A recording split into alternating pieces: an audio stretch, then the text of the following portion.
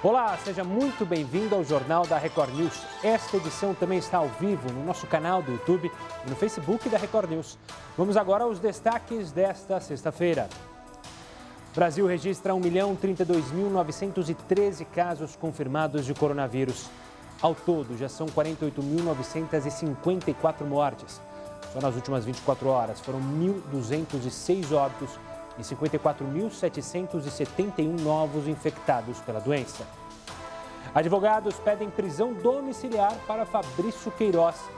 Justificativa é que ex-assessor está em tratamento contra um câncer. Volta às aulas. Países do exterior encontram estratégias e desafios para proteger e recuperar o tempo perdido. Dia do Cinema Nacional. Pandemia tem impactado diversos setores, inclusive a indústria do cinema e o setor cultural.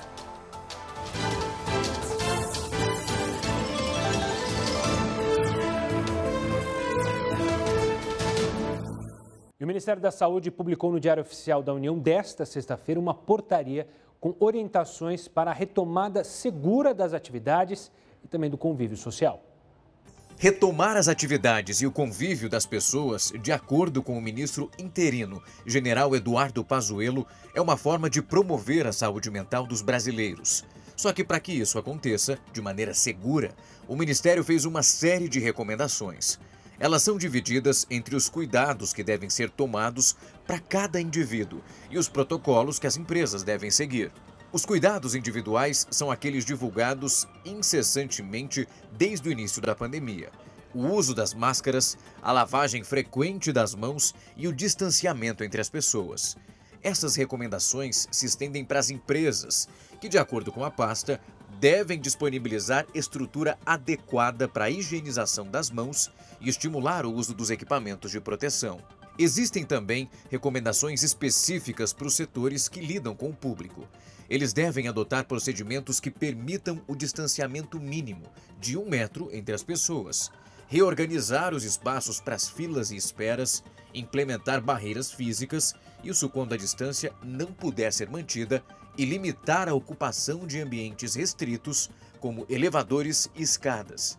A pasta ainda faz uma série de sugestões para a higienização dos locais acessados pelo público, como o uso de produtos de limpeza aprovados pela Anvisa no início e no término das atividades, o aumento da frequência de desinfecção, a preferência pela ventilação natural e também a manutenção preventiva dos equipamentos de climatização do ar. Essas empresas também devem implementar medidas de triagem antes da entrada nos estabelecimentos, como a aferição da temperatura corporal dos funcionários e dos clientes e aplicação de questionário de saúde. O ministro ressalta que, apesar de querer contribuir para a retomada segura das atividades, esse tipo de decisão cabe às autoridades e órgãos de saúde locais. E o prazo para solicitar o auxílio emergencial de R$ 600 vai até 2 de julho, segundo o presidente da Caixa Econômica Federal, Pedro Guimarães. Para ter direito ao benefício, é preciso ter mais de 18 anos e ser trabalhador autônomo, informal ou microempreendedor individual. O pedido pode ser feito por meio do site ou pelo aplicativo oficial Caixa Auxílio Emergencial. Quem solicitar até o dia 2 de julho e tiver direito, garante as 3 parcelas de R$ 600. E por falar em Caixa Econômica Federal, nesta sexta-feira foi liberada a consulta do valor e da data do saque emergencial do FGTS por meio do aplicativo e do Internet Banking. Cada trabalhador vai poder sacar até R$ 1.045 de contas ativas ou inativas. Ao acessar o aplicativo ou site, também será possível optar por não fazer o saque emergencial ou por devolver o valor para a conta do FGTS, caso o crédito já tenha ocorrido. Quem escolher não fazer o saque vai ter que informar a Caixa pelo menos 10 dias antes da data prevista para o crédito. As liberações começam pelos nascidos em janeiro, no dia 29 de junho, na conta poupança social digital. Para quem escolher saque em espécie ou transferência, o início será no dia 25 de julho, então anote aí na sua agenda. Na nossa interação de hoje, na nossa pergunta para a nossa live, a gente quer saber sobre uma opinião sua em relação ao Chile. O Chile determinou que quem desobedecer à quarentena vai pegar 5 anos de prisão, ou pode pegar até 5 anos de prisão. Na sua opinião, uma medida mais pesada como essa deveria ser usada também aqui no Brasil?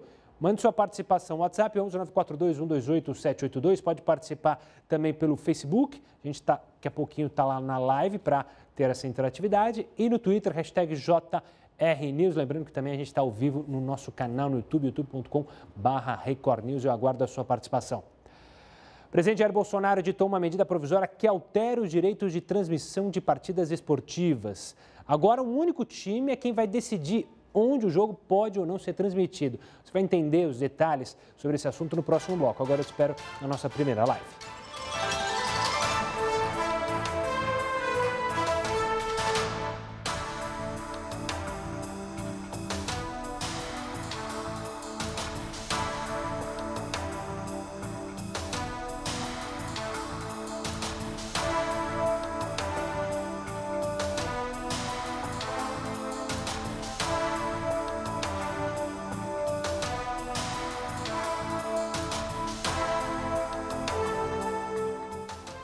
Estamos no ar com a sua participação pelo WhatsApp. Primeiro, hoje nossa pergunta sobre essa decisão, essa medida lá tomada no Chile. O que você acha? Você acha que funcionaria aqui no Brasil? O Carlos de São Paulo diz que no Brasil tem que prender uma enxurrada de gente, eles não caberiam nas cadeias, que é bom lembrar, já estão lotadas, né, Carlos? Obrigado pela participação, obrigado pela opinião. A Deise, que é carioca lá do Rio, ela diz o seguinte: como ninguém respeita, isso também poderia acontecer aqui no Brasil. Tá aí a Deise achando que ia ser uma boa. Obrigado, Deise. Forte abraço. O Alexandre, que é de Fortaleza. Isso teria que ser muito bem avaliado, existem limites para tudo e essa quarentena já ultrapassou vários, na opinião do Ale. Obrigado pela participação. Vamos agora para Jaboticabal, interior de São Paulo, com o César. Acho que fazer igual não, porém deveria sim ter alguma punição. Essa é a opinião do César. César, forte abraço para você também. Eliane de Vila Velha, se adotarem isso no Brasil, não haveria prisão para todos que desobedecessem. Valeu, Eliane. Também outra falando que o pessoal não ia obedecer. Rose de Campinas, se fizerem isso, não iria ter cadeia para tanta gente. Mais uma opinião nessa linha. O povo brasileiro não respeita nem fila, imagine quarentena. Pois é. Rose, obrigado pela participação. Vamos dar um alô para a galera que acompanha a gente no Face. Vânia Mena sempre participando, uma noite maravilhosa. Para você também, Vânia, ela que é de Maceió, Alagoas. Por favor, mandem as cidades. Eliane Barros, falando de Vila Velha, falando aqui também no WhatsApp. O Léo Melo, mandando uma boa noite, um ótimo final de semana a todos, tanto a gente aqui quanto o pessoal que está na live. Valeu, Léo. Aninha Miranda, mandando uma boa noite para toda a turma, eu, Heródoto, Dudinha e toda a equipe JR News, ela já chegou compartilhando, ela fala de Natal. O Emanuel Gomes, respondendo a pergunta do dia, acho que só assim o isolamento funcionaria no Brasil. Sem punição, infelizmente, as pessoas não obedecem, mas claro que teria que ocorrer uma ajuda do governo para todos. Ele é de Santa Rita, na Paraíba. Valeu, Emanuel. Eu não entendi o que a Fernanda escreveu aqui, mas registro aqui que a Fernanda também está participando, a Fernanda Nica Bonfim. Cristina Romero disse que nunca isso é um absurdo sobre a medida tomada lá no Chile, que ela não concordaria em ser colocada em prática aqui no Brasil, como a gente questionou. Lógico que a gente não afirmou. E ela é de Recife. Valeu, Cristina, acabou de mandar. Roberto Vanderlei do Rio. Infelizmente, o sistema de justiça no Brasil não agiria adequadamente. Um abraço a todos da Record News, um abraço também para você, Roberto, e obrigado pela participação. Em 30 segundos a gente está de volta e eu, claro, convido você para continuar assistindo a gente ou pelo celular ou pela TV. E lembrando de sempre participar, comentar a nossa edição, faça do Jornal da Record News o seu jornal, comente os assuntos que nós levantamos por aqui. Em 20 segundos a gente está de volta, eu e o Heródoto.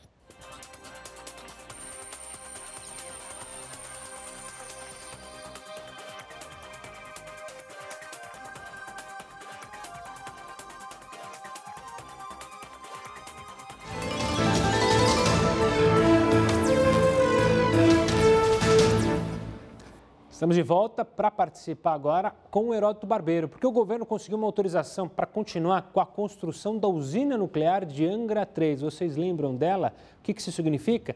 O Heródoto explica para a gente. Antes de mais nada, uma boa noite, Heródoto. Olá, Gustavo. Essa usina aí que nós estamos mostrando, assim, ainda em construção, ela começou em 1984. E ela foi construída de 84 e 86 parou. ela consumiu do nosso bolso, como contribuinte, a fantástica quantia de 9 bilhões de reais. E sabe quantos quilowatts de energia elétrica ela já gerou até hoje? Zero, nenhuma, porque ela parou. Bom, ela voltou a funcionar, voltaram novamente a construir essa usina, e ela parou de novo em 2015. Mas, bom, mas pelo menos parada, ela não custa muito caro. De fato, parada ela custa 36 milhões de reais por mês. 36 milhões de reais custa essa usina parada. E bom, então é o seguinte, por que a gente não desmonta isso aí, né, e vamos embora? Porque foi feito um cálculo, Gustavo, que para desmontar essa usina aí, a gente vai gastar 12 bilhões de reais. Ela custou 9 para não funcionar. Nós vamos gastar 12 para desmontar. Aí iria para 21 bilhões de reais. Olha a quantidade de grana que nós jogamos fora aí nessa usina. Agora, o que mais chama atenção é o seguinte, é que essa usina também foi parar lá na Lava Jato. Por que razão? Porque a Lava Jato descobriu que a grana que foi colocada nessa usina teve corrupção, lavagem de dinheiro e também evasão de divisa, de cara que mandou dinheiro para fora. E mais, não sei se você está lembrado, mas teve uma delação premiada de uma empresa chamada Engevix, e isso implicou quem? O ex-presidente Michel Temer, que foi preso. Não sei se lembram dessa história, ele foi preso por causa de suspeita de participação no rolo aí dessa empresa. E mais, tem também uma outra empresa, chamado Coronel Lima, carinhosamente chamado Coronel Laranja Lima, muito ligado ao Temer, que teria pego o contrato, como ele não pôde, ele não tinha conhecimento técnico, passou para a Engevix, e a Engevix então faturou tudo isso. Olha, é essa quantidade gigantesca de dinheiro de uma usina que devia estar produzindo eletricidade e não está. Vamos ver agora o que vai acontecer, se isso vai à frente ou não. E mais um detalhe, ela não pode nem ser privatizada, porque é uma lei no país dizendo que a usina nuclear tem que necessariamente pertencer ao Estado, que pode ser o governo federal, estadual ou município, nesse caso aí é federal. Mas é muita grana jogada na lata do lixo. Pois é. Infelizmente. Heroto, você volta aqui conosco daqui a pouquinho, ainda nessa edição do JR News, para abordar outros temas. Olha, várias vítimas do rompimento da barragem de Brumadinho, em Minas Gerais, ainda não receberam a indenização definida pela Justiça, que deveria ser paga pela Vale. Além disso, as famílias também estão encontrando dificuldades para pedir ajuda à Justiça. Entenda na reportagem.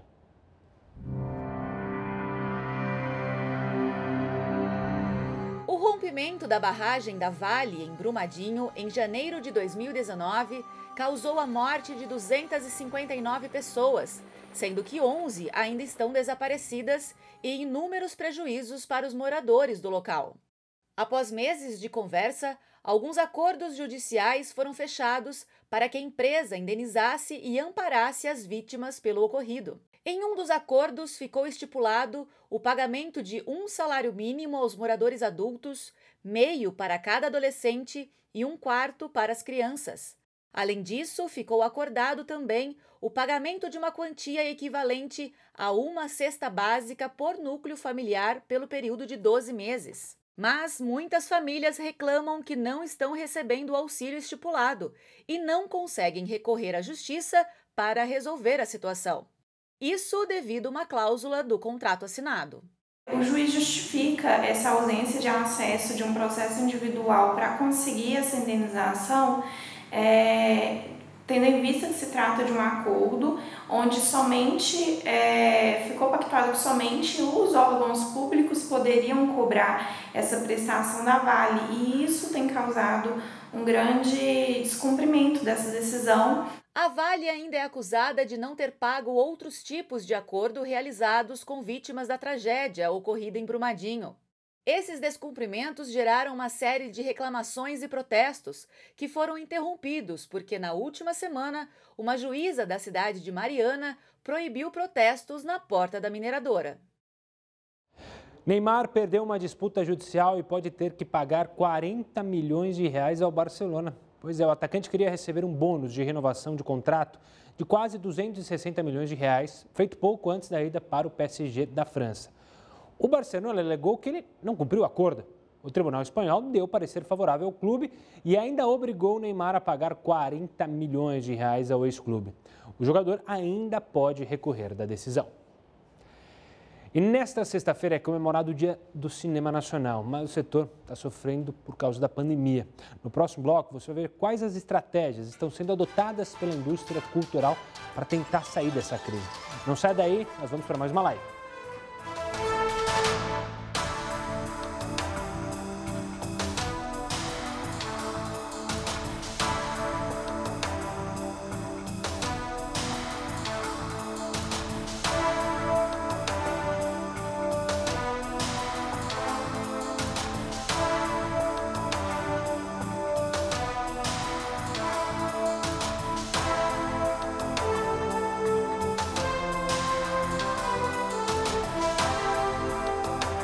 Estamos no ar com a sua participação. Vou começar dando uma passadinha lá no Twitter, que a Crista mandou prisão para pessoa física. Quem descumpre medidas contra a pandemia é um abuso de autoridade. A gente está perguntando, relacionando com o Chile, que criou essa regra.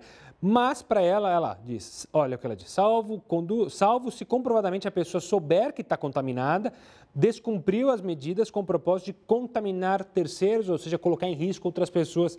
Essa é a opinião da Cris. Valeu, Cris, obrigado. Mande sua participação também pelo Twitter, #JRNews. A Doraci de Campinas disse, se adotarem uma lei dessas, não teríamos prisão suficiente. O povo brasileiro é desobediente demais. Está aí a opinião da Doraci. Valeu, Doraci. Próxima mensagem é do Humberto, de Salvador. Não, isso é um exagero. Uma multa já seria suficiente, pelo menos é o que diz o Humberto. Valeu, Humberto. Obrigado. Jadiel, do Rio, não, deveriam colocar na cadeia aqueles que superfaturam hospitais de campanha, equipamentos hospitalares, muitas outras irregularidades. Bem lembrado, Jadiel, bem lembrado. Infelizmente, o que a gente está vendo de sem vergonhice em estados, prefeituras, é impressionante. Obrigado pela participação. Elias de Recife, não, isso é muito radical e não serve para nós brasileiros, pelo menos é o que acha o Jadiel. O Elias, perdão. Valeu, Elias, forte abraço. Vamos até Campinas com o Hélio? Se fizerem isso, faltará presídios no Brasil. Outro que segue com a mesma linha, né? Muita gente também está achando isso, já comentou aqui. Rúbia, de Salvador, eu sinceramente acho um pouco de exagero, não tem necessidade disso. Obrigado pela participação, valeu pela Rúbia, que é soteropolitana lá da Bahia. Vou dar uma corridinha aqui para ver o que o pessoal está dizendo no... aqui no Face, vamos ver se eu consigo a tempo de falar ainda com vocês, pessoal. O Roberto Vanderlei diz que, infelizmente, o sistema de justiça do Brasil não agiria adequadamente. Ele completa, né? Porque ele já tinha falado mais cedo. Obrigado pela participação, Roberto. Um forte abraço também para Cris Romero e para todo mundo que está acompanhando a gente. Quanto tempo a gente tem ainda aqui? 30 segundos, então dá para mandar um abraço para o Antonieto, que está mandando uma ótima noite para mim e para o Heroto. Para a Luciana Cadil, uma boa noite, Luciana, ela é de Nilópolis, valeu. Eliene, Marlene, quem mais aqui que eu não dei o alô? 20 segundos, então daqui a pouco eu mando mais alô para a galera. Obrigado pela participação, daqui a pouco a gente está de volta na tela da sua TV.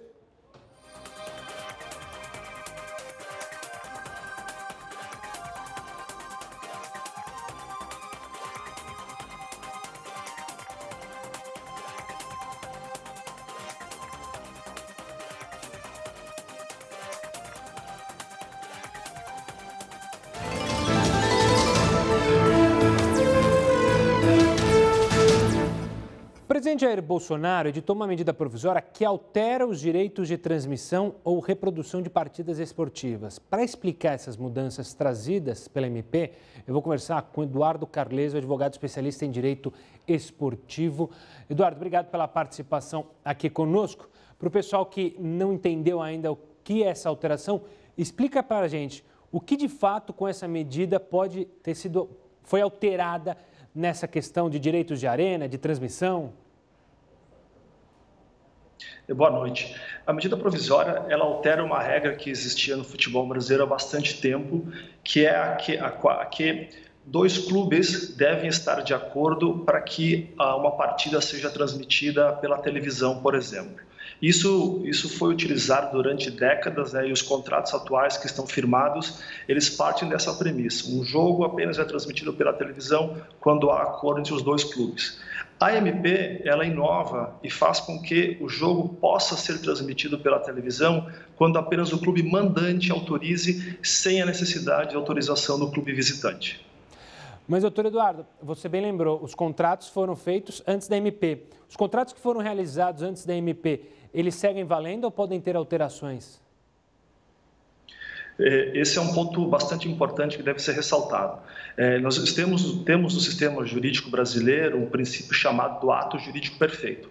O ato jurídico perfeito diz que contratos que forem assinados nos termos de uma lei que era aplicável à época devem seguir valendo, ainda que uma lei subsequente altere esses direitos. Então, traduzindo tudo isso, os contratos firmados pelos clubes que prevêem que para a transmissão de uma partida deve haver a concordância, os dois clubes vão seguir valendo. Então, no caso, por exemplo, do Campeonato Brasileiro, onde os contratos da Série A estão vigentes até 2024, para que essa lei seja aplicável, vai valer apenas para os contratos de 2025, com exceção de dois clubes hoje em TV, que são o Coritiba e o Bragantino Red Bull, que ainda têm contratos em TV aberta para serem firmados. Outra questão, a gente está falando de Campeonato Brasileiro, campeonatos estaduais. Essa MP tem alguma validade para torneios internacionais que envolvem clubes brasileiros ou funcionaria de uma maneira diferente? Vamos tomar como exemplo a Libertadores ou a Copa Sul-Americana, né, organizadas pela Conmebol. Como a Conmebol é uma entidade sediada no exterior, nesse caso no Paraguai, se aplicam as leis paraguaias. Portanto, uma lei brasileira não tem o alcance para mudar os regulamentos ou a forma de transmissão das competições emanadas da Conmebol. Eduardo, para fechar, a MP também teve alterações no contrato de jogadores, né? Teve uma pequena alteração sobre a validade dos contratos, podendo ser de um mês só, é isso? A MP ela vai no sentido de capacitar os clubes de completarem as competições, né? Porque vários dos contratos dos atletas, especialmente dos regionais, os estaduais, já terminaram e o prazo que a Lei Pelé estipula como prazo mínimo hoje é de 90 dias. Portanto, se baixou o prazo mínimo para 30 dias justamente para dar aquele gazinho final para que os clubes firmem contratos por um prazo pequeno e acabem as competições. Eduardo, só para confirmar, a MP ela tem uma validade até que o Congresso valide. É isso mesmo, né? Ou seja, essa MP ela tem uma validade de alguns dias e para se tornar lei de fato ou ser renovada, precisa passar pelo Congresso? Perfeito. A medida provisória ela tem um prazo de 60 dias, podendo ser renovado por mais 60 dias. Tem que passar pela Câmara e depois pelo Senado Federal. Esperamos que o Congresso Nacional faça um debate bastante profundo nesse assunto, já que o futebol brasileiro merece leis que, sobretudo, prezem pela segurança jurídica e a estabilidade financeira dos clubes. Eduardo, obrigado pela participação e pela explicação sobre essas alterações criadas por essa medida provisória. Lembrando, se você perdeu a entrevista, quer assistir de novo, daqui a pouquinho está no YouTube, youtube.com/recordnews. Se você quiser apontar o seu celular para a tela, para o QR Code, você já vai direto para a nossa página. Aproveita, faça a inscrição, acione o sininho e fique bem informado a hora que você quiser e aonde você quiser. Olha, a paquistanesa Malala, de 22 anos, anunciou nesta sexta-feira que se formou pela Universidade de Oxford, na Inglaterra. Ela ficou conhecida mundialmente por ser uma ativista do direito de estudar. A jovem paquistanesa que desafiou os talibãs. O objetivo era um só: lutar pela educação das meninas e adolescentes no Paquistão. Por esse motivo, Malala foi baleada na cabeça pelo grupo terrorista ao sair da escola quando tinha 15 anos. Mas antes, vamos relembrar como o drama começou. Em 2009, o Talibã proibiu 50 mil garotas que viviam em Swat, região de vales e cachoeiras no Paquistão, de estudar. Na mesma época, o jornal The New York Times publicou um documentário sobre uma estudiosa menina de 11 anos que sonhava em ser médica e prometia não se calar diante das imposições do grupo terrorista.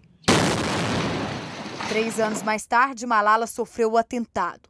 Ela sobreviveu e a sua história ganhou o mundo. Malala se transformou na voz internacional em defesa da educação de meninas e se tornou a mais jovem ganhadora do Prêmio Nobel da Paz. Hoje, Malala vive na Inglaterra com a família. Além disso, viaja o mundo defendendo a mesma pauta: o direito à educação. A gente segue falando de educação porque a volta às aulas ainda não estão previstas aqui no Brasil. Mas em outros países, escolas já foram reabertas e encontram estratégias e desafios para proteger e recuperar o tempo perdido. Assim que começou a flexibilização do isolamento social, países decidiram voltar com as aulas presenciais. Os pais dos alunos estão aprendendo a lidar com o medo de expor as crianças a um certo risco. E para protegê-las do contágio e inseri-las novamente nas escolas, as instituições precisaram se adaptar a uma nova rotina. Os alunos estão limpando as próprias carteiras e só podem fazer um caminho pré-determinado até as salas de aula. Sem contar que ficam separados por uma espécie de cabine. Alguns países priorizaram as crianças pequenas pela menor taxa de contaminação e também para liberar os pais a voltar ao trabalho. Mas lidar com essa faixa etária não é tarefa fácil. As crianças têm dificuldade em fazer atividades sentadas e também de ficar longe dos colegas. Foi por isso que no Reino Unido, ao invés de deixar todos sentados no chão, a alternativa foi colocá-los em cadeiras, um modelo menos interativo e que já não era usado há anos no país. Na Dinamarca, a atenção com a higiene está sendo redobrada. Por lá, as escolas estão abertas desde o dia 15 de abril e as crianças precisam lavar as mãos de 5 a 6 vezes ao dia. As classes, que costumavam ter 20 alunos, foram divididas em 2 e só comportam 10 crianças. A hora do recreio também precisou ser modificada. Agora os alunos só podem brincar em grupos de 4 crianças no máximo e cada um traz a própria refeição de casa. Além da preocupação física, a volta às aulas pode trazer questões psicológicas que precisam ser tratadas. De acordo com a Fundação Britânica de Saúde Mental, muitas famílias passaram por momentos difíceis, como a perda de entes queridos ou até mesmo dificuldade financeira. Por isso, ficou recomendado que nas aulas as crianças falem sobre o que estão sentindo e também passem por conversas individuais com educadores. Apesar da insegurança, a retomada tem sido defendida por muitos especialistas. No relatório Estratégias para a Reabertura de Escolas, feito pelo Unicef, os organismos afirmam que quanto mais tempo as crianças ficarem fora da escola, menor é a probabilidade de que elas retornem. E isso pode acontecer porque as crianças expostas à situação mais vulneráveis já têm 5 vezes mais probabilidade de não estar na escola em comparação com aquelas que vieram de famílias mais ricas. No Brasil, as secretarias estaduais de educação ainda não têm previsão de quando as aulas presenciais vão retornar, mas órgãos afirmam que estão trabalhando com estratégias sanitárias, financeiras e pedagógicas para implantar as medidas assim que as escolas forem liberadas. E o Ministério Público Federal pediu que a Secretaria do Esporte informe se foram concluídos os estudos sobre as arenas construídas para a Olimpíada do Rio de Janeiro. O Heroto vai entrar aqui de novo com a gente para contar que fim teve o legado, afinal, dessa Olimpíada que nos custou os olhos da cara, como diria o outro. Custou realmente. Olha, Gustavo, é uma concorrência desleal. Você mostra coisa bacana, mostra Malala, mostra as crianças voltando. Eu só venho aqui para falar que pegaram a grana do nosso bolso. Agora há pouquinho eu falei que essa usina nuclear que não funciona leva 31 bilhões de reais. Mas se você acha pouco, sabe quanto é que nós gastamos na Olimpíada de 2016? Manda. Nós gastamos 38 bilhões de reais. Nós gastamos na Olimpíada mais do que nós perdemos na usina nuclear, só para você ter uma ideia do que aconteceu lá. E mais, agora as pessoas estão procurando o seguinte, mas e aí? Estão aproveitando os estádios? Cadê as piscinas? Foram desmontadas. Eu fui saber hoje, foram desmontadas? Em suma, aquilo tudo está se perdendo rapidamente. E outra coisa que me chamou também bastante atenção foi o seguinte, é que no meio desse projeto, eles também reformaram o Maracanã. O Maracanã ia custar 750 milhões de reais, custou 1 bilhão e 200 dessa história aí dessa história da Olimpíada. Agora, sabe quem estava na jogada? A Odebrecht. Bom, se tem Odebrecht, tem Lava Jato. Tem Lava Jato, um monte de gente está sendo processada. Alguns foram parar na cadeia por causa desses 38 bilhões de reais. Mas você sabe que me chamou a atenção aqui também é o seguinte, tem um velódromo lá, você sabia ou não? Ela ainda existe? Tem um velódromo, a gente correu lá e tal. Eu fiquei sabendo que esse tal velódromo, ele custou simplesmente uma grana preta. Por quê? Porque a madeira desse velódromo, ela veio da Europa. Sabe quanto é que custa por mês para manter esse velódromo lá? 11 milhões de reais. Eu fui ver aqui, 11 milhões. Sabe por quê? Porque como a madeira veio do norte da Europa e uma região fria, ele tem que ser mantido refrigerado. Não é maravilha? Manter refrigerado custa 11 milhões de reais por dia. Olha, então isso tudo a gente percebe o seguinte, está tudo subutilizado, abandonado, e nós temos aqui um custo geral mensal, desses 11 que eu citei, de 45 milhões de reais. É isso que custa tudo isso. Então você veja que nós temos realmente, olha aí, ó, uma prática extraordinária de jogar dinheiro fora. Aí falta dinheiro para tudo. Claro, eu jogo fora 31 bi lá na usina nuclear e jogamos fora 38 bi no tal da Olimpíada, que resultou muito, mas muito pouco mesmo para o nosso país. Por isso que eu estou falando, eu venho aqui trazer má notícia e você fica aí com as boas notícias. Não, mas eu vou lembrar uma má notícia também. E no Rio de Janeiro ainda querem lá usar um terreno em Marechal Deodoro para construir um autódromo, para receber a Fórmula 1, porque o que mais querem é oportunidade de gastar dinheiro, porque aí sempre pode sobrar um troquinho, né, Heródoto? Exatamente. Agora a pergunta é quem paga tudo isso? Adivinha? Nós, eu, você, todo mundo que está assistindo aqui. Ou como dizem os hermanos, nosotros. Sim, nosotros. Bueno, dale. Heródoto, você volta aqui daqui a pouquinho no JR News. Espero que traga uma boa notícia agora. Mas vamos falar sobre a defesa de Fabrício Queiroz. Eles estão tentando na justiça que Queiroz deixe a prisão por causa do tratamento contra um câncer. É bom lembrar que Queiroz é investigado por movimentações financeiras suspeitas realizadas quando trabalhava na Assembleia Legislativa do Rio de Janeiro. Uma advogada da equipe de defesa de Fabrício Queiroz esteve no complexo de Jericinó, na zona oeste do Rio, onde ele está preso desde ontem. O ex-assessor passou a noite numa cela de 6 metros quadrados. No espaço, apenas uma cama, um chuveiro, um vaso sanitário e uma pia. Queiroz ficará isolado por 14 dias, procedimento padrão devido à pandemia do coronavírus. A defesa de Queiroz entrou com pedido de habeas corpus para que ele saia daqui para cumprir prisão domiciliar. A saúde do ex-assessor é um dos motivos alegados, já que ele se encontra ainda em tratamento contra um câncer. Hoje, ele precisou ser atendido por médicos, depois de uma crise de pressão alta. Os advogados pretendiam que Queiroz fosse para o Batalhão Especial Prisional da PM, na região metropolitana do Rio. Mas uma caderneta com anotações anexada à denúncia do Ministério Público foi determinante para que isso não acontecesse. Nela estariam nomes de pessoas que poderiam ajudá-lo depois de preso. A permanência em Bangu evitaria possíveis privilégios. Queiroz foi preso ontem em Atibaia, no interior de São Paulo. Ele estava em uma casa que pertence a Frederico Wassef, advogado da família Bolsonaro. O Wassef ainda não falou sobre o assunto. O ex-assessor é investigado num suposto esquema de rachadinha na Assembleia Legislativa do Rio, quando os servidores devolvem parte do salário. Ele trabalhava para o então deputado estadual Flávio Bolsonaro, filho do presidente Bolsonaro e hoje senador.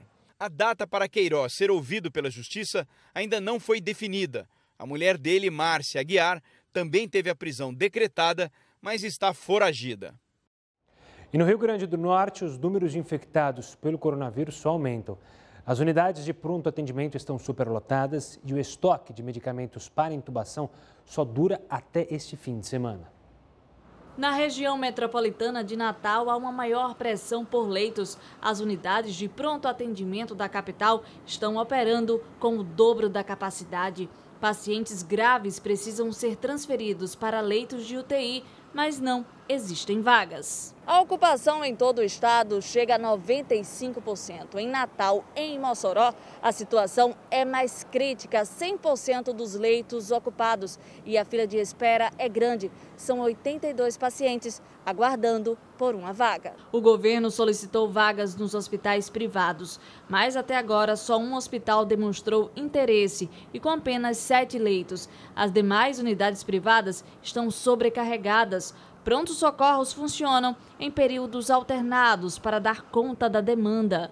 Outra preocupação é em relação aos insumos. Falta de medicamentos básicos, como relaxantes musculares, usados no momento da intubação. Ele ajuda muito, não só para intubar, como manter o paciente sob respiração artificial. Por isso que ele é imprescindível e por isso nós estamos numa força-tarefa para viabilizar a compra dele. A famosa celebração do solstício de verão na Inglaterra será online este ano. Por causa da pandemia, o evento precisou ser transmitido pelas redes sociais. Mas você vai acompanhar esse evento daqui a pouquinho aqui no Jornal da Record News. Agora eu te espero na nossa última live desta sexta-feira.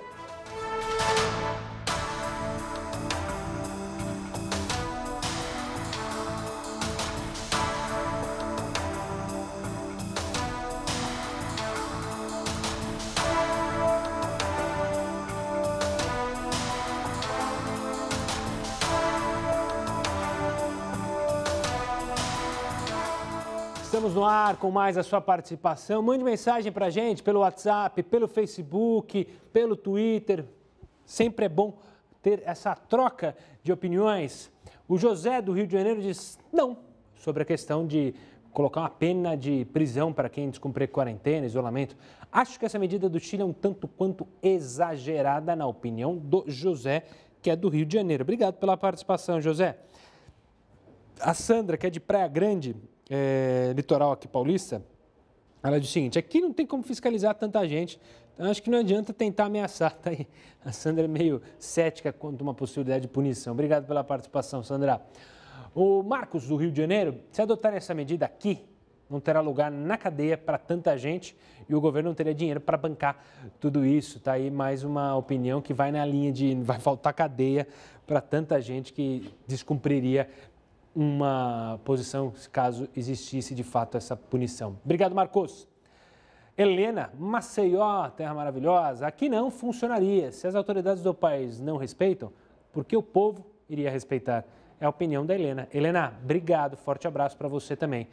Marcelo, de Itajubá, que é em São Paulo, em hipótese alguma, isso é um absurdo e um exagero extremo. Está aí o Marcelo, totalmente contrário a essa medida tomada lá no Chile. Ângelo, de Blumenau, Santa Catarina, sim, mas o Brasil deveria ser uma pena um pouco mais leve, de 1 ano de prisão e talvez multa. Essa é a opinião do Ângelo. Ângelo, obrigado pela participação, pela análise. Vou dar um alô para o Du Carvalho, que está participando aqui. Fazia tempo que eu não via o Du Carvalho aqui na nossa live. Um forte abraço para você, Du. A Aninha Miranda veio com uma sequência de falas aqui, dando uma boa noite. Uma boa noite, Aninha. Forte abraço para você, ela que está ligada na live. A gente mostrou mais cedo a reportagem da defesa do Queiroz pedindo para ele ser solto porque está doente, porque faz um tratamento contra o câncer, e ela critica essa possibilidade de libertar quem está doente. Ia ser muito bandido na rua, ela fala assim, não, viu?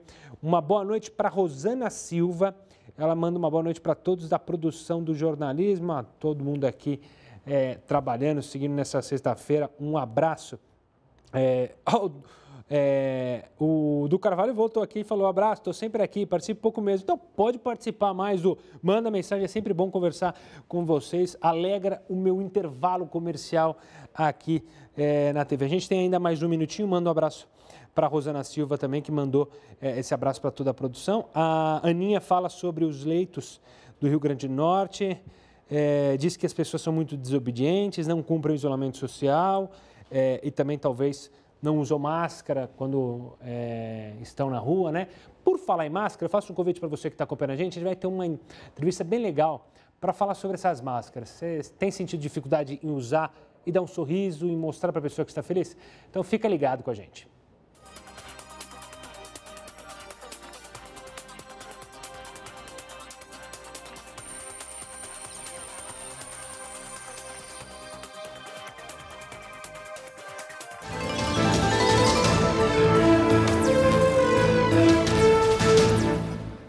Olha só, as máscaras de proteção viraram um item obrigatório aqui no Brasil e na grande maioria do mundo.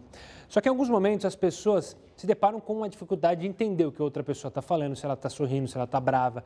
Para conversar sobre essa nova forma de se comunicar, a gente convidou o Vinícius Romanini, que é professor de semiótica na Escola de Comunicações e Artes. Professor, obrigado pela participação, um privilégio poder conversar sobre esse assunto, porque é uma dificuldade. Eu mesmo, e acho que as pessoas também, quando andam na rua, eu adoro sorrir para as pessoas que a gente encontra nos corredores, e aí toda hora eu me deparo. Eu estou sorrindo, mas eu acho que a pessoa não sabe que eu sorri.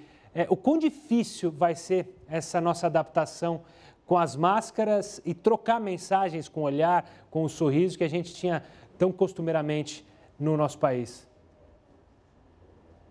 Boa noite, Toledo. Boa noite a todos que nos assistem. A máscara é um tapume, né? É a primeira vez que na nossa geração a gente tem uma pandemia que nos obriga a usar esse adereço novo, e ele realmente tem um impacto importante na maneira como nós comunicamos, porque boa parte da nossa comunicação é feita pelas expressões faciais. Então a gente compõe com o rosto, né? Quando a gente emite aí uma opinião, está numa conversa, os nossos olhos, a nossa boca, enfim, todo o nosso rosto, os músculos da face estão se movimentando, e o nosso interlocutor, né, quem está nos ouvindo, nos assistindo, está observando e interpretando. Então, quando a gente tem esse tapume que impede esse fluxo natural, né, da comunicação, a gente tem muito mal entendido, porque a linguagem ela é muito complexa, não é só a língua natural que a gente fala, assim, o português falado. A linguagem envolve o corpo, né? O corpo todo se expressa. Obstáculos na comunicação, como a máscara, ou mesmo o isolamento social que nos distancia das pessoas, isso faz com que a comunicação realmente fique bastante prejudicada, e a gente vai ter que se adaptar. Novas formas de interação, de comunicação, precisam ser pensadas a partir desse novo obstáculo, né? Que é imprevisto, mas é o que a gente tem para hoje. A gente tem que trabalhar com essa realidade. E, professor, essa nova forma de se comunicar, você falou dos nossos olhos. Os olhos terão uma importância cada vez maior, já que a gente fica com a máscara toda tapada. Os olhos ainda estão de fora. A gente vai ter que sorrir mais com os olhos, por exemplo? A gente presta atenção, já que muita coisa do rosto está impedido, né? A gente não tem acesso, então os olhos passam a ser um mensageiro, né? Eu percebo, por exemplo, se a gente pega a indústria da maquiagem, o rímel ou as maquiagens que estão mais associadas aos olhos, eles estão em alta. Por quê? As pessoas percebem que elas precisam intensificar a forma de comunicação por meio do olhar. Então, isso é natural. Onde há uma obstrução, né, uma restrição, existe, por outro lado, a possibilidade de a gente intensificar aquilo que não foi obstruído. Se o olho não foi obstruído, então rir com os olhos, mostrar espanto com os olhos, né, mostrar desconfiança com os olhos, é claro que isso passa a ser uma forma natural de compensação. A gente compensa por meio dos olhos que estão à vista, né? Professor, legal, muito legal essa conversa. Obrigado pelo bate-papo. Até uma próxima. Para vocês que estão acompanhando, ficaram curiosos, mas pegou o finalzinho, assiste lá no nosso YouTube. Essa entrevista foi bem legal. E balance mais os seus olhos, mostre mais os seus olhos com a falta do sorriso. Vamos falar com o Heródoto de novo? Taxa básica de juros, o Heródoto adora esse tema, mais conhecida como Selic. Ela teve várias reduções ao longo do ano, a gente está com ela baixíssima e o Heródoto vai explicar como é que funciona essa taxa. Heródoto, diga lá. Olha, para ficar mais fácil, vamos fazer o seguinte, eu quase não como hambúrguer, mas resolvi comer um hambúrguer. Passei lá na hamburgueria e falei, quero um hambúrguer. Aí eu não tinha dinheiro, passei no banco do lado, que eu tenho a opção de papagaio lá no banco, e falei com o gerente, você me empresta R$10? O cara falou, presto. Só que você sabe quanto é que vai custar esses 10 reais para você? Eu falei, não. Então vamos ver aqui que nós temos aqui o quadrinho para saber quanto é que custa os 10 reais para uma pessoa qualquer que vai... Olha lá, está aí o hambúrguer, olha lá. Muito bem, ele me explicou o seguinte, ele disse, olha, dos 10 reais que eu vou te emprestar, eu vou gastar 2,24 de inadimplência. Eu falei, o que é isso? Pessoas que não pegam o dinheiro, não pagam, o banco você vai pagar 2,24, tá bom. Aí, o que mais? Ele disse, olha, tem também o custo de captação do banco. O banco vai precisar pedir esse dinheiro emprestado, vai emprestar para você. Quanto é que você vai gastar? Ele falou, 3,53. Bom, acontece que tem despesa administrativa. Eu falei, o que é isso? Não, o banco tem que abrir, tem que fechar, tem um funcionário, custa mais 1,80. Aí, volta um pouquinho para trás da telinha anterior, só para eu completar aí. Aí ele disse o seguinte, só que eu tenho que pagar um imposto. Tem imposto e tem o fundo garantidor de crédito. Eu falei, quanto é que vai custar para mim isso? Mais 1,25. Falei, mas pera um pouco, mas o banco não vai ganhar nada? Só o banco ganha pouquinho. Olha o nosso lucro, R$ 1,18. Então, virando a página, o que o gerente me contou?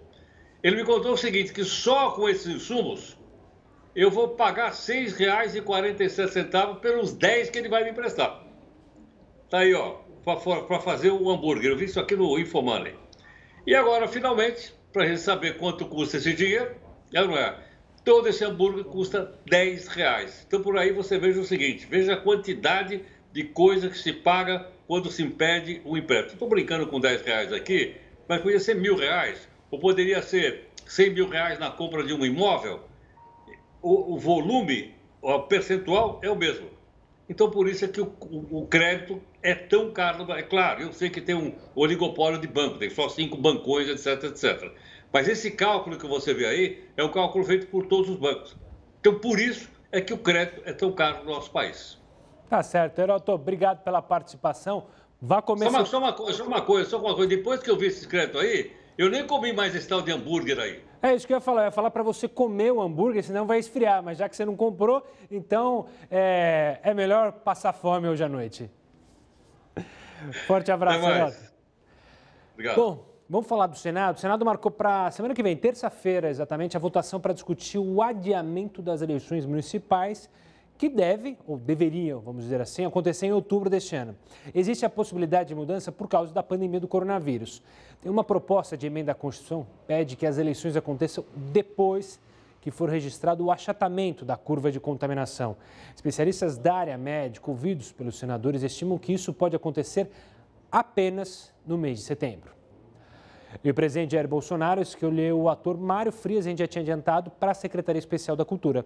O ator substitui a atriz Regina Duarte, que deixou o cargo há cerca de um mês. A nomeação foi publicada agora há pouco no Diário Oficial da União. Frias tem 48 anos de idade e é o 5º secretário de Cultura do governo federal em 17 meses. A gente segue falando nessa toada de cultura, porque nessa sexta-feira é comemorado o Dia do Cinema Nacional.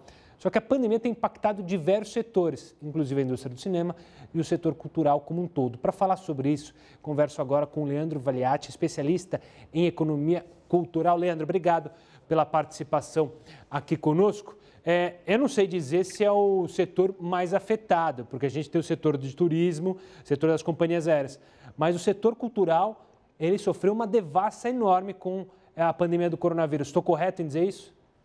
Boa noite, muito obrigado pelo convite. Certamente é um dos setores mais que proporcionalmente afetados do que os outros setores da economia, sobretudo porque são atividades que envolvem uma intensa atividade social. E nesse contexto da pandemia, tudo que nós não temos é uma atividade social. Então, portanto, você vê que a cultura é mundialmente um setor muito afetado e um setor que precisa, sim, muito suporte de políticas públicas para sobreviver a esse período. Falando em políticas públicas, você tem sentido falta de políticas públicas, principalmente das questões das secretarias estaduais, secretarias municipais, para ajudar? Porque, me corrija também se eu estiver errado, muitos profissionais da área cultural são aqueles profissionais freelancers, né? Ou seja, eles não têm um contrato, uma CLT, eles estão sofrendo demais, não? Exato, e nós precisamos pensar em como aprimorar o nosso ecossistema nacional de políticas públicas. Isso envolve, como você muito bem falou, políticas estaduais, políticas municipais e um aprofundamento das políticas federais também. A pandemia pegou o setor cultural brasileiro no momento em que a situação não era de fato boa, seja pela crise econômica, seja pela necessidade de reconstrução das nossas políticas de longo prazo. O setor ele vinha num momento muito deficitário em termos de possibilidade de sustentabilidade econômica. E eu acredito que é o momento, sim, de pensarmos numa política pública, sobretudo porque a cultura e a arte são setores que vão liderar a retomada mundialmente, por outras características. E o Brasil não pode, de fato, ficar atrás nesse sentido. Leandro, a gente está vendo imagens aí na tela justamente do cinema drive-in, algo que fez sucesso lá atrás, década de 70, e agora volta, é um respiro. Como você enxerga essa possibilidade, essas novas ideias para tentar dar justamente respiro a essa área? O cinema, tradicionalmente, ele é sempre protagonista dos avanços tecnológicos na economia da cultura. Por exemplo, você tem as plataformas de streaming agora que oferecem novos canais de disseminação de conteúdo. No entanto, o cinema também ele é muito concentrado. Hoje já se percebe que, nos Estados Unidos, por exemplo, o cinema como nós conhecíamos pré-pandemia e o cinema da sala, aquele cinema do consumo físico do cinema, ele vai voltar muito transformado, vai ter espaço para as produções realmente muito populares, para os blockbusters, e essas novas plataformas, elas vão ser o espaço onde o conteúdo audiovisual vai circular no mundo. Então, portanto, é muito importante pensar nisso. Mas eu acredito que é necessário também ter mais escala, Gustavo. Por exemplo, a gente precisa encontrar maneiras de conseguir espaço para o conteúdo nacional nas plataformas de streaming. Eu acho que isso é um ponto muito importante e que depende de políticas de regulação, que essas sim deveriam vir do governo federal. Leandro, eu quero agradecer demais a sua participação, pelo bate-papo, um forte abraço. Claro que a gente tem que discutir muito cultura, porque é uma necessidade, você que está aí na sua casa, você está passando por isso, né? O período que você ficou preso em casa, você consumiu o quê? Televisão, plataformas de streaming, livros, enfim. Então é importante a gente ter um olhar carinhoso, porque são diversos profissionais contra regras, profissionais que trabalham nas bilheterias, que estão, infelizmente, sem emprego. Olha, a famosa celebração do solstício de verão de Stonehenge, pois é, chique, né? Vai ser online este ano. Por causa da pandemia do coronavírus, o evento precisou ser transmitido pelas redes sociais. Veja só. O evento que atrai milhares de pessoas todos os anos para o monumento de Stonehenge, no sul da Inglaterra, vai ser diferente neste ano. A celebração do solstício de verão, ou seja, o dia mais longo do ano, é famosa no hemisfério norte porque marca o início da estação. Em Stonehenge é ainda mais especial. Isso porque nesta data o sol se alinha perfeitamente ao círculo de pedras. Nos últimos anos, o evento reuniu mais de 20 mil pessoas. O monumento arrancava sorrisos, suspiros e aplausos do público que podia acompanhar de perto a cerimônia. Em 2020, a celebração não vai ser igual aos anos anteriores. Por causa da pandemia do coronavírus, o histórico monumento está fechado para visitações desde março. Mas quem quiser acompanhar vai poder assistir de casa. O evento será transmitido ao vivo por meio das redes sociais pela primeira vez na história. Dá até para confirmar presença e comprar itens personalizados. As lives acontecerão em 2 ocasiões. A primeira irá mostrar o pôr do sol no dia 20 de junho, às 5h26, no horário de Brasília. Já a segunda exibirá o raiar do dia em 21 de junho, a partir da 00h52, também no horário de Brasília. Stonehenge é o monumento pré-histórico mais importante da Inglaterra e sempre foi considerado pelos visitantes como uma das maravilhas do Reino Unido. A estrutura é cercada de mistérios e misticismo, o que atrai milhares de visitantes todos os anos e traz mais motivos para celebrar. Ainda que a visita seja online e cada um esteja onde deve estar. Bom, legal, a gente aqui vai poder acompanhar Stonehenge, esse evento virtual. O Jornal da Record News vai ficando por aqui. Você fica agora com o RN Séries, tem uma ótima noite, um ótimo final de semana. Amanhã estarei aqui com vocês também. Tchau, tchau, um forte abraço.